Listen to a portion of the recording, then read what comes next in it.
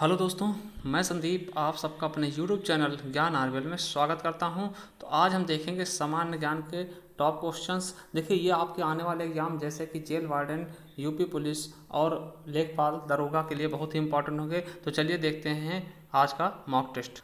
उससे पहले अगर आप हमारे चैनल पर नए हैं तो चैनल सब्सक्राइब कर लें और बेल आइकन जरूर प्रेस करें दोस्तों। तो चलिए शुरू करते हैं दोस्तों। देखिए, पहला क्वेश्चन क्या है कि भारत के प्रथम मुख्य चुनाव आयुक्त थे। बहुत इंपॉर्टेंट क्वेश्चन है। तो कौन थे प्रथम मुख्य चुनाव आयुक्त? कौन से दोस्तों? एसपी सेन, डॉक्टर नागेंद्र सिंह या केवीके सुंदरम या फिर डॉक्टर सुकुमार सेन? तो बहुत ही इंपॉर्टेंट क्वेश्चन, कई बार पूछा भी जा चुका है। तो कौन हो जाएंगे? डॉक्टर सुकुमार सेन जी। ठीक, एक चीज और बता दें आपको कि जो इनका कार्यकाल होता है वो 6 वर्ष या 65 वर्ष, ठीक 6 वर्ष या 65 साल का होता है। देखिए, अगर कोई व्यक्ति 60 वर्ष की आयु में नियुक्ति पाता तो केवल 5 साल ही काम कर पाएगा। अगर उससे कम में करता है तो वो पूरे 6 साल विराजमान रहेगा। ठीक, और आपको एक क्वेश्चन छोड़ जा रहे हैं इसी से कि मुख्य चुनाव आयुक्त तो वर्तमान में कौन है, उसका अगर आपको आंसर पता है तो हमें कमेंट बॉक्स में कमेंट जरूर कर देना दोस्तों। ठीक है, क्योंकि ये करंट से रिलेटेड है। चलिए अगला क्वेश्चन है, स्वतंत्र भारत की पहली महिला राज्यपाल कौन थी दोस्तों? तो स्वतंत्र भारत की पहली महिला राज्यपाल कौन थी?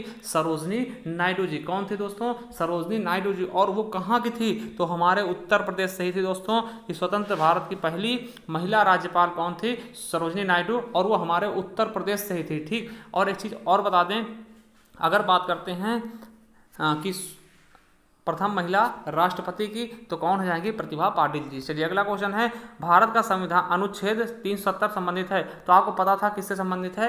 जम्मू कश्मीर से। इस पर हाल ही में क्या हुई थी? चर्चा भी हुई थी। ठीक, इसे समाप्त किया गया। ठीक, तो ये चीज आप लोग याद रखेंगे। अगला है, मूल अधिकारों का संरक्षक किसे माना जाता है? वेरी इंपॉर्टेंट क्वेश्चन है, IMP लगा लो। ठीक है, मूल अधिकारों का संरक्षक किसे माना जाता है दोस्तों? विधायिका, कार्यपालिका, न्यायपालिका या राजनीतिक दल? तो किसको माना जाता है दोस्तों? तो किसको? न्यायपालिका को क्या कहते हैं? मूल अधिकारों के संरक्षक का।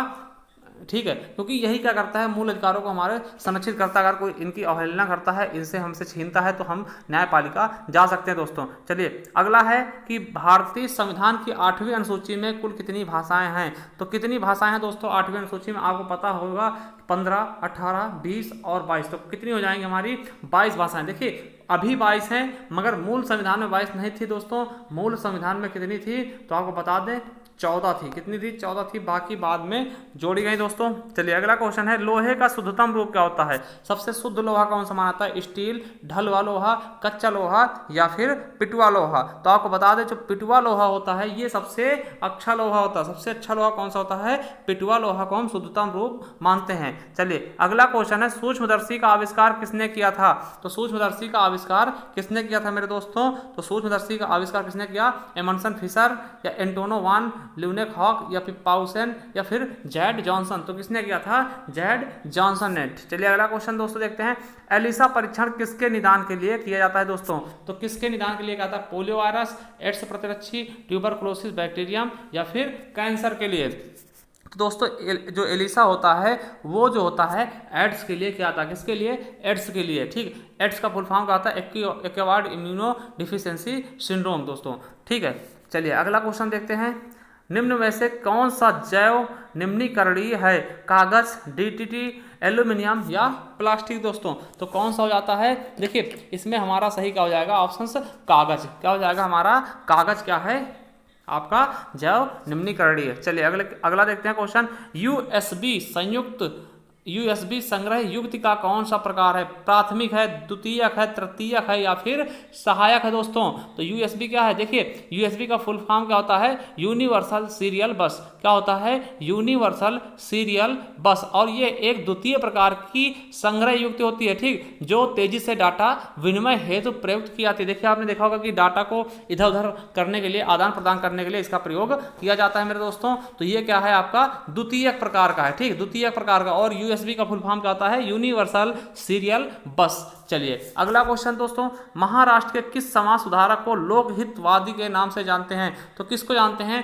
MC रनाटे, या गोपाल कृष्ण गोखले, पंडिता रामाबाई या गोपाल हरि देशमुख। तो किसको देख जानते हैं गुरुजी दोस्तों, तो किसको जानते हैं, गोपाल हरि देशमुख को। ठीक, चलिए अगला क्वेश्चन देखते हैं दोस्तों। निम्नलिखित में से किस मुस्लिम शासक ने तीर्थ कर समाप्त की थी। तो देखिए दोस्तों किसने की थी, आपको पता होगा किसने की थी, अकबर ने। देखिए अकबर ने 3 कर समाप्त किए थे, है ना। द तीजा करके याद रख लेंगे, कैसे, द तीजा करके याद रख लेंगे। ठीक, दास से क्या होगा, दास प्रथा। दास प्रथा का 62 में, मतलब 1562 में खत्म किया दास प्रथा को। ठीक, 62, 63, 64 इस तरह याद कर लेंगे। ती से तीर्थ कर 63 में, यानी 1563 में, और जा से जजिया कर किसमें, 64 में। तो दतीजा कर लेंगे याद, ये अकबर से संबंधित है। 62, 63, 64, 1562 में दास कर, ठीक, दास प्रथा का उन्मूलन किया। उसके बाद तीर्थ कर का 63 में और जजिया कर का 64 में। ठीक, ये सब चीजें समाप्त की थी। बहुत ही इंपॉर्टेंट क्वेश्चन इससे बनते हैं, इसलिए आपको ये याद रखना है। ठीक, चलिए अगला क्वेश्चन देखते हैं दोस्तों। अगला क्वेश्चन क्या कहता है, अगला क्वेश्चन है, किस शासक के काल में चतुर्थ बौद्ध संगीत का आयोजन कश्मीर में हुआ था। किस शासक के उसमें चतुर्थ बौद्ध संगीत का आयोजन कश्मीर में हुआ था दोस्तों। तो आपको बता दें, अशोक, कालाशोक, अजातशत्रु या कनिष्क। तो किसके उसमें, तो कनिष्क के। ठीक, और कश्मीर कहाँ, तो कुंडल वन याद रखेंगे, किस स्थान पे, कश्मीर के, तो कुंडल वन में दोस्तों। कुंडल वन में चतुर्थ बौद्ध संगीति हुई थी दोस्तों। ठीक, तो ये आपके लिए इंपॉर्टेंट है। अगला है, भारत का सबसे ऊंचा पर्वत शिखर कौन सा है। तो भारत का सबसे ऊंचा पर्वत शिखर कौन सा है दोस्तों, तो ये आपको बताना है दोस्तों। तो कौन सा हो जाएगा, काराकोरम, माउंट एवरेस्ट, मकालू या नंदा देवी, जिसको हम केटू बोलते हैं। तो हमारा सही ऑप्शन क्या हो जाएगा, केटू, नंदा देवी। देखिए आप लोग सोच रहे होंगे कि माउंट एवरेस्ट क्यों नहीं होगा। देखिए यहाँ बात भारत की जा रही है, भारत, माउंट एवरेस्ट जो है भारत में स्थित नहीं है मेरे दोस्तों, इसीलिए आपका नंदा देवी हो जाएगा। अगर विश्व की बात करता तो माउंट एवरेस्ट हो जाता, जिसे हम वहां पे नेपाल में किस नाम से जानते हैं, सागर माथा के नाम से। ठीक, चलिए चिल्का झील स्थित है। चिल्का झील कहाँ स्थित है, पश्चिम बंगाल में, आंध्र प्रदेश में, उड़ीसा में या तमिलनाडु में दोस्तों। तो कहां पर स्थित है दोस्तों, तो ये आपके उड़ीसा में स्थित है। बहुत बार क्वेश्चन इससे बना है, और ये सबसे खारे पानी की झील है, मतलब भारत की सबसे खारे पानी झील है, लैगून झील जिसको बोलते हैं। ठीक, खारे पानी की लैगून झील है दोस्तों, ये आपका उड़ीसा राज्य में पड़ता है। चलिए अगला है, नीली क्रांति। देखिए यही क्वेश्चन आपके आर पूछा गया था। नीली क्रांति किससे संबंधित है, मछली उत्पादन से, दुग्ध उत्पादन से, तेल उत्पादन से या खाद्यान्न उत्पादन से दोस्तों। तो नीली क्रांति आपको पता होगा दोस्तों किससे संबंधित है, तो मछली उत्पादन से। किससे, मछली उत्पादन से। दूध उत्पादन के लिए हम श्वेत क्रांति का प्रयोग करते हैं, जिसके कौन थे, वर्गीज कुरियन जी। ठीक, जिसके कौन प्रमुख थे, वर्गीज कुरियन जी। ठीक, और देखिए पीली क्रांति के लिए हम तिलहन का यूज करते हैं। ठीक, और खाद्यान्न के लिए हम क्या करते हैं, हरित क्रांति का। ठीक, खाद्यान्न उत्पादन के लिए हरित क्रांति। देखिए एक बार दोबारा लिखते हैं कि नीली क्रांति किसके लिए, मछली के लिए, यही हमारा सही आंसर हो जाएगा। और दूध के लिए हम क्या करते हैं, ऑपरेशन फ्लड चलाते हैं, या फिर सफेद क्रांति, श्वेत क्रांति। ठीक, तेल के लिए हम करते हैं पीली क्रांति, और खाद्यान्न के लिए हरित क्रांति। ठीक, हरित क्रांति जिसमें सबसे बड़ा योगदान किसका था, MS स्वामीनाथन का, और दुग्ध उत्पादन में वर्गीज कुरियन जी का। ठीक, चलिए अगला क्वेश्चन देखते हैं दोस्तों। 23वें शीतकालीन ओलंपिक खेलों का आयोजन कहाँ किया जाएगा।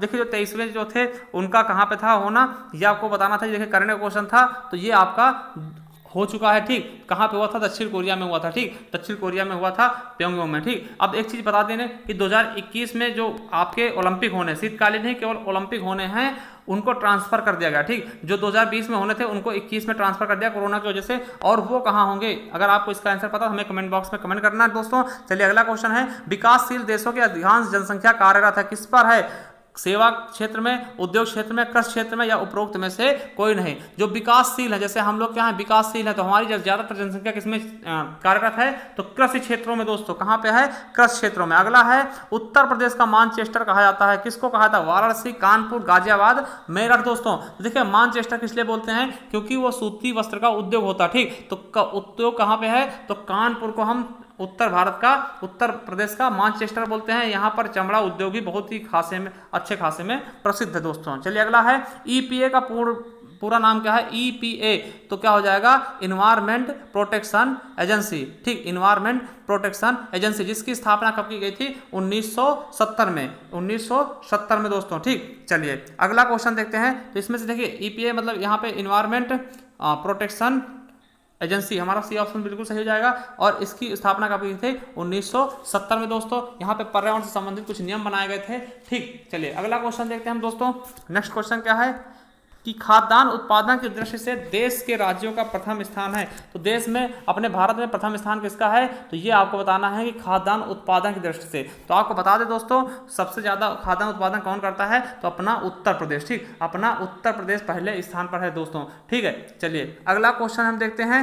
देखिए, जबकि पंजाब का दूसरे पे आपको पता होगा कि चावल गेहूं जो है सबसे अच्छा पंजाब में होता। ठीक, चलिए अगला है, हाल ही में उत्तर प्रदेश मंत्रिमंडल ने नई उत्तर प्रदेश सूचना प्रौद्योगिकी एवं स्टार्टअप नीति 2016 को कब अनुमोदित किया था दोस्तों, तो ये इसका सही ऑप्शन क्या हो जाएगा हमारा, 30 मार्च 2016 को। कब, 30 मार्च 2016 को दोस्तों। तो देखिए ये थे आपके महत्वपूर्ण प्रश्न, हमने लगभग 22 प्रश्न किए हैं। ठीक, आपको वीडियो कैसी लगी, अगर पसंद आई दोस्तों तो हमारे चैनल सब्सक्राइब कर लेना और वीडियो लाइक कर देना दोस्तों। देखिए इसी प्रकार के हम क्वेश्चन आपके लिए लाते रहेंगे। और आप अगर हिंदी को अच्छे से पढ़ना है तो हमारे प्लेलिस्ट में जाएंगे, वहाँ पे आपको अनेक प्रकार के प्लेलिस्ट मिल जाएंगे, जैसे यूपी सोशल भी हमने चलाई हैं और कॉन्स्टिट्यूशन यानी संविधान के भी क्लासें हमने चलाई हैं, मॉक टेस्ट चलाए हैं, तो वहाँ पे जाकर के आप प्लेलिस्ट में देख सकते हैं। इसके अलावा संपूर्ण हिंदी के नाम से आपको एक फोल्डर मिल जाएगा जहाँ पे आप संपूर्ण हिंदी पढ़ सकते हैं दोस्तों। तो चलिए, थैंक यू, धन्यवाद दोस्तों।